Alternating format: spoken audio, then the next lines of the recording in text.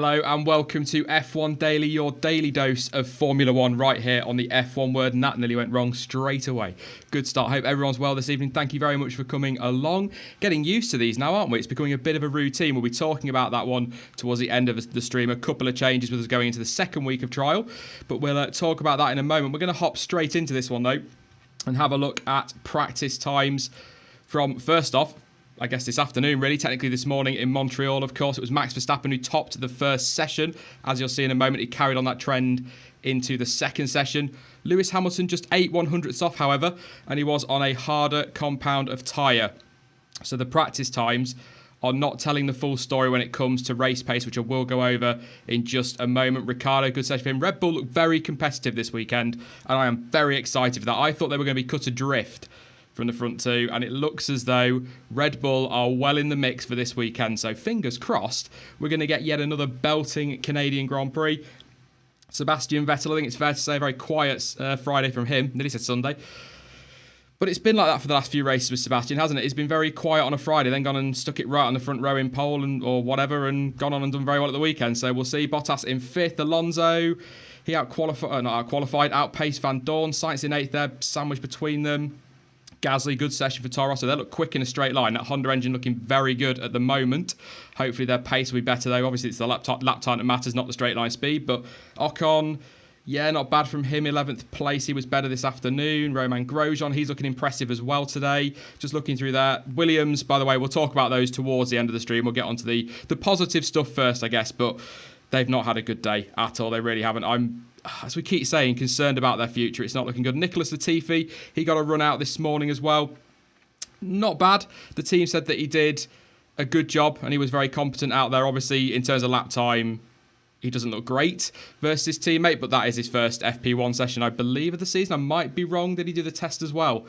But Ocon obviously has a lot more time in that car. So an interesting morning in that respect, but it was Max Verstappen who very much took control of the morning session, which is good to see given a lot of the criticism he's been getting, but it is only Friday. There is a long way to go this weekend, and we can't read too much into that pace, really. Like I was saying, the tyres a bit mixed up. The Mercedes on the harder compounds. They've got, is it 5 sets of the hypers, I think I said in the preview on Tuesday, versus Red Bull's 8, so there's going to be some interesting stuff on tyres this weekend. Definitely keep an eye on that one, and I think Mercedes are probably going to try in the race to go on to what I would call the optimum strategy. I would probably say, if that makes any sense, sort of go on the slightly harder tyre, run longer, and maybe catch Red Bull and Ferrari out in that respect. I would imagine Red Bull will go hypers in qualifying, but we'll find all that out tomorrow. We'll do some predictions as well a little bit later for qualifying. FP2, Max Verstappen again, top again. Raikkonen second place this time round. Ricciardo in 3rd. What's slightly different about this one is that Raikkonen also ran the hypersoft tyre, so the Red Bulls are definitely right in there. Obviously still Friday. Things can change massively. Track conditions will change. We don't know what programs Ferrari and Mercedes are running. They could be heavy fueled. They could be running different engine modes. So it's all going to come together tomorrow. But at the moment, they're definitely in there. A couple of standout performances, though. Romain Grosjean was one, P7, not a million miles away from the front running pace. Good from Force India as well. Checo, having missed the earlier session, of course. Nicholas Latifi taking his place. He got very close to his teammate. I love it when them two are together on the grid. Not for the fireworks, but because you know you're going to get a race. Charles Leclerc was the other one, P11, really looking good again this weekend. Sauber seemed to have some real decent pace, and I think maybe, possibly still too early to say, but I would probably say, maybe you guys will disagree, but I think they are now inside that midfield, well inside that midfield. I don't know if I'm going to get slaughtered by chat for that one, but I've got a feel, just the way they have been this last 3 races in particular, I think they've kind of made a step forward, whereas maybe Williams haven't really got their Haas. I still think are in that mix, but falling away. Toro Rosso falling away a little bit, so they're definitely in there. Impressed with Sauber. And Ericsson as well, we have to give him a shout out. He's finished quite ahead of quite a few drivers for reasons that we are going to go into now. Stoffel Van Dorn, he had a crash on the exit of the chicane in turn, I believe, was it 8 and 9? On the exit of 8 and 9, damaged the rear wheel of his car, probably suspension as well. That was pretty much it for him for the day. Carlos Sainz, he lost it on the exit of 6 and 7, put it in the wall. Quite hefty, actually. Initially, when I saw the replay, or when I saw the car, I thought, oh, it sounded bigger than it actually was, and then he got the car back to the pits and he damaged that car quite a bit. It was a hefty whack, so a lot of work going on there. Last I heard, there is a possibility of a gearbox change. If that's changed, guys, do let me know in the chat. But I believe he's going to get a gearbox penalty. Not a penalty, will it? It'll be a gearbox change because obviously his race gearbox won't be in at this point. Back to FP1 in terms of Renault. It was a bit of a miserable day, to be honest, for them. Hulkenberg, he stopped on track in FP1 with a gearbox issue. They then fitted the race gearbox, so that problem was solved. No penalty because you're able to run a practice gearbox and a race gearbox, so that's absolutely fine there. But lost a lot of running in the morning. Sainz lost a lot in the afternoon, so bit of concern for Renault perhaps going into Saturday. A lot of work to do, I think, for them, and a lot of data to try and collect. But it's not like they've never been to Canada. The problem is it's only used once a year, so they need all the data they can get, really. There was somebody else wanted to talk about. Daniel Ricciardo, of course, FP2, kind of all over the place here with this one, but his running was shortened. He had a problem with his power unit that the team investigated. They managed to get the car put back together, and the Aussie did make it out for a few laps towards the end of the session. However, there are still question marks over whether or not he needs to take a penalty. Some are saying he will, some are saying he won't. So pretty much what we've heard all week. I don't know if it's a bit of gamesmanship maybe between Red Bull and the others and trying to throw them off a little bit perhaps, but Ted Kravitz was saying actually on Sky Sports, he's put money on it with Crofty that they're going to have to take a penalty on Ricciardo's car. I'd be surprised if they didn't. If they were going to do it, this weekend would be a good weekend because you can overtake in Canada. I'm not saying you can't in France, but we've not been to Paul Ricard for a long time, so we don't really know what they're going to be able to do there. So it's going to be an intriguing one, but Ricciardo, I think he will end up with a penalty. I think that's kind of the way that's going to go, which isn't great for him, but it could be great for us as a spectacle. So it's going to be interesting. Did want to go over some long run pace averages with you as well. It's all going to be numbers, so I do apologise about that. But on the long run this afternoon, the averages, Lewis Hamilton was fastest on a 1:16.4. That was on the ultra soft tyre. Bottas a tenth further back on a 1:16.5, also on the ultras. Verstappen a 1:16.6 on the hypersofts, and Raikkonen a 1:16.7 on the ultras. So Ferrari didn't show a huge amount of pace today, certainly not with Sebastian Vettel, but based on the long run pace, they've definitely got something in that car and are going to be in the mix. Thank you very much, Vlogging at Charlie, for your contribution. I really do appreciate that, mate. That's awesome. That can go back into the channel with go towards some equipment for Silverstone. We're getting set up for that one, so looking forward to going. If anybody's going to be there, I'll be there, so I'm happy to do any kind of meet up and say hi. But I did want to talk about Williams because they were... Sky said cut adrift. I don't think they were that far cut adrift. They were slow, and they are very much the slowest car on the grid, but they weren't a million miles away from those in front of them. So, yeah, but they are 2.5 seconds off the pace. Lance Stroll was absolutely poor again this morning. Snap of oversteering, he hit the wall of champions. That damaged the rear of his car and gave him a puncture. Yet more punctures for Lance Stroll. It's not going his way at the moment. Sergei Sorokin, he was another one actually who spun and hit the wall at turn 6. He did manage to get going again and return to the pits, but that was pretty much session over. It was late on though, to be honest, so not a huge amount of time lost. Still, it just adds to their woes, doesn't it, Williams? I don't know what is going on. But after FP2, Sergei Sorokin said that the reason Williams are struggling this weekend is that they have no performance on the softest 2 tyres. That is very worrying, and I think they're in for a fairly torrid weekend from here on out. They've not got the pace. They've got the best engine on the grid, which I think is what's frustrating for a lot of people. You know, they've got the best engine on the grid. They've got a fairly decent designer, if you like, and that's probably an understatement, in Paddy Lowe. So to have a car that's that bad is very much surprising. So I'm hoping they can turn it around, and maybe that they're going to turn up tomorrow and get some pace in that car, at least try and mix it with those around them. But I don't think it's looking very good again for them. And if we're being honest, is there much light at the end of that tunnel, guys? What do you think in chat? Do you think Williams are going to pull this one around at any point in this season, or do you think it's maybe time for them, as ridiculous as it sounds, to write this year off and start focusing on 2019? It seems odd to say that after 7 races, doesn't it? To be thinking that, or 6 races, 7th race weekend, that they might have to write the season off already. It's very odd, and I can't understand it when you consider, again, the engine they've got, the guys they've got in to try and fix that. There's been some more people as well, apparently, that have been axed from the team. No real reason given other than that they're just trying to make changes and mix things up to try and find the problems. It's really weird. And do you think maybe a driver change? I know what most of you are going to come out and say with that one, probably going to come out with Kubica, but perhaps maybe time to not cut your losses as such, but accept that you need some experience in that car a little bit more regularly. Kubica is an option. There are a number of other drivers, of course, not just Robert Kubica.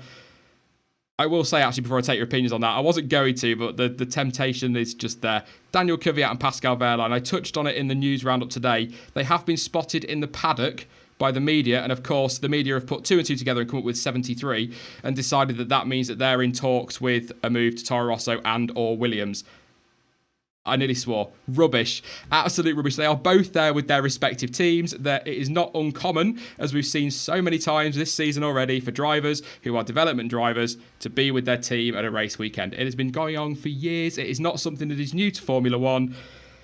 It's ridiculous. It is getting beyond the joke, and I have a feeling that just about any driver is going to be linked with any potential vacancy. I'm actually surprised Wehrlein hasn't been linked to Verstappen's seat at Red Bull yet, given all the stuff around him, people talking about him needing to be dropped and all that, which, again, I don't agree with. But I'm surprised Wehrlein's not been linked to that one, because he's been linked to everything else. So would I like to see Wehrlein back? Would I like to see Kvyat get another crack at it? Yeah. Do I think Wehrlein will come back? Probably not. If he does, it most likely would be with Force India, but they don't need him. They've got 2 very good drivers. Is Kvyat going to go to Toro Rosso? No, there's no chance. There is so many people linking him to that seat, and I can't understand why. I don't know if maybe I'm a bit of a pessimist, but one, why would Kvyat go to Toro Rosso back into that pressure pot where he was treated so badly? 2, why would Toro Rosso want to take him back having dropped him from Hartley? Because that would be Red Bull effectively saying, hey, we were wrong, which they don't like doing. It's just not going to happen. I never believe that is going to happen. And if it does, I will go live immediately and apologise massively to you all and eat any kind of hat I've got sat on the desk here, because I just never believe Toro Rosso will take Kvyat back, and I don't see why he'd go back there. Contribution from... that's a bad... Sorry, my screen's just got a bit weird. Mostly Harmless Planet. Thank you very much for that. Says, loving F1 word. Best F1 coverage, in my opinion. Keep it up. Thank you very much. Certainly try my best to keep these coming to you. Again, talk about that in just a moment. But get some opinions from chat on what we've seen today as well, in terms of Williams and whatnot. And maybe, have your say on Kvyat and Wehrlein as well. I'll read a few out. So, Subsess says, why would Kvyat join Red Bull ever again? Completely agree with that. Kvyat and a Toro Rosso would be hilarious. Williams must really need that sweet pay driver cash. I need to read these before I read them out loud. Do you want Kimi to retire? I don't want Kimi to retire. I don't want him to retire, but I think he will.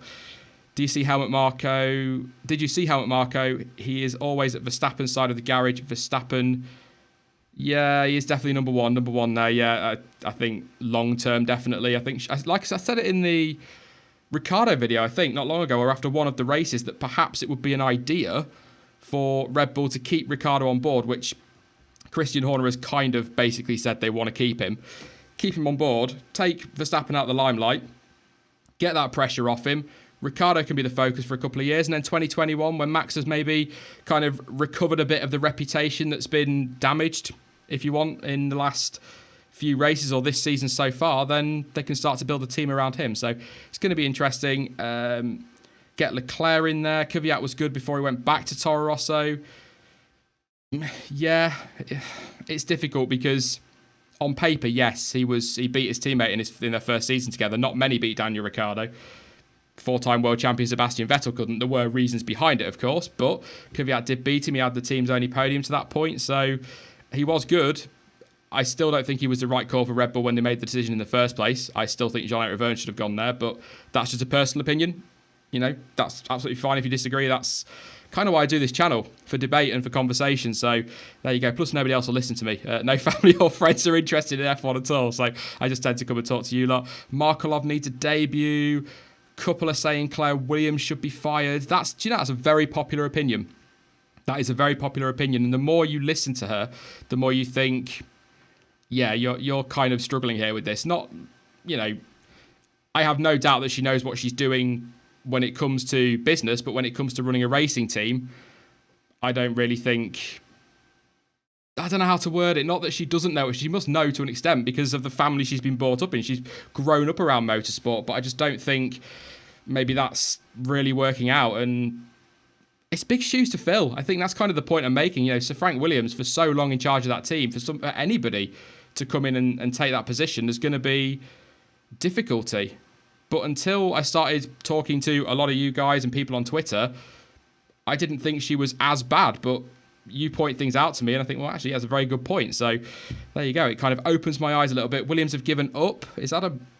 Whoa, that's a big one about giving up. I don't know about giving up, but they're certainly not where they should be. Alex Lim went for testing. He did indeed. Who else could take the helm at Williams, though? It's a good question. Perhaps Paddy Lowe, but then he's there already, and it's not really making a huge difference. We will get onto predictions in a minute, Francis, don't worry. Yeah, that's a very good question. Any ideas in chat? Because I would, yeah. John T, who obviously will be back with me on Sunday, double stream on Sunday. Yes, it is race weekend. Says fire Claire Williams and Paddy Lowe, bring in Jorg Zander, find anyone else to run the team. Franz Tost might do quite well. He's kind of got a no-nonsense approach, thinking about it. He might be a good idea. Opinion on Honda today. Good in a straight line. They've definitely got fairly good straight line speed. They were good through the speed traps, but lap time wasn't amazing. So Gasly did well in FP2, I think it was, or FP1, I can't remember now, but he did do very, very well in one of those sessions. So the pace is there, but I think they're in that midfield mix, definitely, with Sauber and, yeah, Ross Brawn. I'd like, Ross Brawn as a team boss at Williams wouldn't be a bad call, but I think he's a little bit preoccupied at the moment. Just a little bit preoccupied. Berger to run Williams. Yeah, there's quite a few out there. Block flight. Honda better than Renault. Tough one. Really tough one. I'm gonna let me watch the weekend. At the moment, I would say there's not an awful lot in it. I think Honda have improved and Honda have improved dramatically. I will get my words out. Renault have improved a little bit.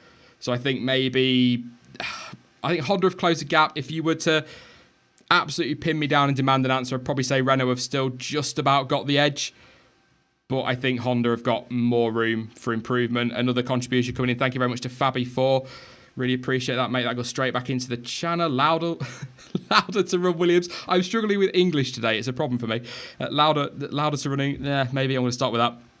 Louder to run Williams. Can I have a celebration, please? I managed to do it. Hulkenberg still unlucky. Yeah, I think it was Jonty a message. It's been a very long day. But I messaged Jonty, I believe, and I said that if Hulkenberg didn't have bad luck, he'd have no luck at all. I think that's kind of to sum up Hulkenberg quite nicely. But let's hop on to some predictions. I have actually got Science's Crash on here if you have a look at while we're doing this before I get on this day. Some predictions for the rest of the weekend. Obviously, I made my predictions on Tuesday. Hamilton for pole and the victory as well. Based off of what we've seen so far, yes, Jonty to run Williams. Good call, Charlie. Very good call. Oh, dear. That would be a crazy thought. There'd be a few heads rolling there for sure. But I'm going to stick with Hamilton for pole. I think the pace they've got in that Mercedes on the harder tyre just goes to show that, to be that close to those on the hypers, I think they've got the advantage this weekend. It is very much a Mercedes track. Ferrari will be right in there, of course. So will Red Bull. But I think, just if nothing else going historically, I think Lewis Hamilton will take pole this weekend. Will he go on and win? We'll have to wait and see. I'll probably wait till after qualifying for that one and hedge my bets a little bit. But maybe predictions anyway, so I can't really change them. But what do you reckon? Sorry, I just not seen that. John T wants to run Minardi, which is absolutely fine. Who's going to take pole for tomorrow? For Sunday's Canadian Grand Prix? It's Friday today, isn't it? I am all over the place. It's terrible. But who's going to take it? In a word, I'm going to go with Hamilton. I'm going to stick with him. Danny says Vettel. He feels that they're sandbagging at the moment. Possibly. Mostly Harmless says Hamilton. Kimmy says Starbuck. Verstappen? Yeah, based on today's pace, you'd have to say yes. But obviously, it's all down to what they go for in terms of FP3, in terms of Q3, because of course they can all run the hypersofts, can't they? So Stroll says Shadow Dog. McGath says Alonso. Fraser Hamilton. Block Flight Vettel. Starbuck Kimmy. Let's suffer together. Let's. Hamilton all the way. Verstappen. Couple saying Verstappen. Some saying Bottas. Yeah, definitely. I think Raikkonen could do with one. He keeps missing out on a Saturday, doesn't he? So he could definitely do one. Max Alonso. Last name, of course, gets a mention. Yes, Marcus Ericsson, of course. We have to say that, otherwise I'll be in trouble with Discord. Yep, Hamilton is a good mix. It's a really good mix. And I think that bodes well for the weekend, doesn't it? That we've got so many different opinions on that one. A few say Marcus Ericsson, Lance Stroll, never going to happen. Fernando Alonso, McLaren looked better this weekend in pace. That's good. Yeah, honestly, a really good mix, and that is good to see. And yeah, any surprise podiums on Sunday before I get on this day? Who's going to pull out a big surprise this Sunday? Bearing in mind, we probably will get safety cars, at least one. You could imagine there'll be some retirements, a little bit of chaos. You can overtake. Keep an eye on Ocon. I said it on Tuesday. He's looked good so far this weekend. So just watch him. And both Force Indias. Both Force Indias are going to be very strong this weekend. Massively improving. And that's absolutely huge. A load of footballers coming through. Why not? Leclerc? No, I don't think so. But yeah, I think Leclerc will be a one to watch. But I can't keep picking him as one to watch because I look like a bit of a fanboy when I keep doing that. But he's been very good this season. Very impressed. Gasly's another one as well who deserves a shout out. Magnussen. I think Grosjean as well. I think we have to give Grosjean a shout out. He was good, particularly in FP2, and he's got a lot to prove this weekend. So one to watch for maybe multiple reasons, and I suppose in that respect, you could probably throw Brendan Hartley in there as well. So yeah, quite lots of opinions coming through. We're gonna end it there because I'm supposed to be keeping these to 15 minutes, and as you will know, I am terrible at it, but we will finish, of course, with On This Day. And on this day, as the picture might give away, in 2008, Robert Kubica took his one and only Formula One victory to date. Of course, still technically in Formula One, might get a race seat, and that was obviously at the Canadian Grand Prix. It was an incredible story when you think back. He won the race just 1 year after that huge crash on the run to the hairpin in 2007. It was a funny old race, and at one point Lewis Hamilton looked odds on for the victory, but he made a very odd mistake running into the back of Kimi Raikkonen at the end of the pit lane. The Ferrari obviously waiting for the red light to go green. Nico Rosberg made the same error and both were eliminated. However, Robert Kubica, he avoided all the trouble and went on to take victory. Like I say, an incredible story really when you think about it. And Red G just said more or less exactly what I was going to say. What might have been for Robert Kubica. He had a lot of potential. Of course, he came away from that race, correct me if I'm wrong, top of the championship. And it was a big moment. I'm not saying he was in the championship fight, but he was, to that point, he was top 3 and looked very, very strong. So, and I agree. I think his whole story is awesome, not just that in Canada. Like I say, I am going to more or less end it there. If you do want to go, I'll totally understand. But I just want to have a quick word about what is going to be happening with F1 Daily from here on in. Obviously, this is the first week of, I guess you could call a 2-week trial for the show, which it isn't technically. It will be in August. It'll be a proper show, but it is a 2-week trial. We're going to see how we go with it. You guys certainly seem to be enjoying it, which is fantastic. The reception's been brilliant. The live views and the post-stream views have been pretty awesome as well. So I'm very surprised by how well it's gone down. So thank you for your response. And also thank you for all your feedbacks. It's made a big difference to things. But I've been talking to John T. I've been talking to a couple of others today. And what we're going to do instead is, if you were here on Monday, the plan was to stream Monday to Saturday. What we're going to do instead is stream Sunday to Friday. The reason we're going to do that, quite simply, is we already stream on a Sunday. Again, this Sunday will be twice with the pre-race warm-up and the post-race debrief. So we've got loads to go through there. So what we're going to do instead is go from a Sunday, incorporate everything in a Sunday into the F1 Daily umbrella. Don't panic. Sunday streams will still be an hour long. We're not going to cut them to 15 minutes. And then we're just going to leave Saturday as a free day for the news roundup because there's a lot going on Saturday. In terms of YouTube, particularly on an evening, it is pretty much where the views are down. So for us, it doesn't really make a huge amount of sense. It's nice to come and talk to you all, but I will do lots of tweeting on a Saturday, as I always do anyway. So I'll still get chatting to you all. But Sunday to Friday, I lost myself then. Monday to Friday at 8 p.m. and then on a Sunday it will be 6 p.m. But I will put all this in a proper schedule. I promise I'm going to.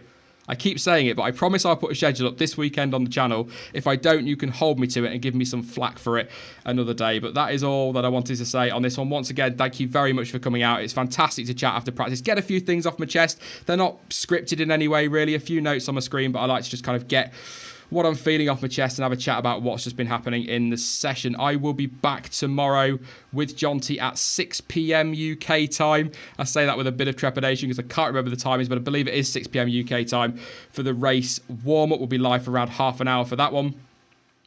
and then we'll be live again around an hour to an hour and a half after the Grand Prix for the race debrief. In the meantime, though, you can follow me, of course, on social media. Links to Twitter, Instagram, Facebook, and to Discord are all in the description down below. But as ever, thank you for watching. I've been Sean. This has been F1 Daily, and until next time, goodbye.